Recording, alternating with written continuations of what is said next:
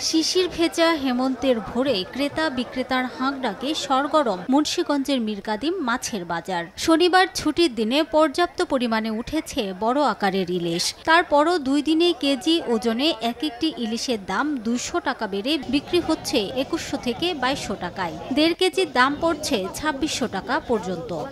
ইলিশের দাম অনেক বেশি, ইলিশ মাছের দাম এত বেশি রাখতেছে। কারণ মাছ বড় মাছ কম।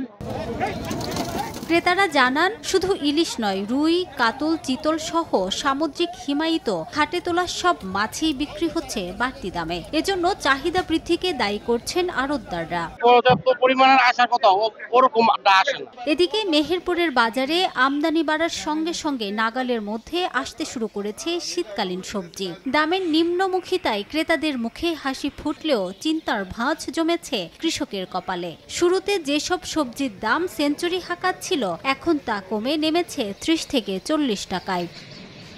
মেহেরপুর বড়বাজার কাঁচামাল আড়তে প্রতিদিন 50 থেকে 60 লাখ টাকার কাঁচামাল পণ্য আমদানি হচ্ছে।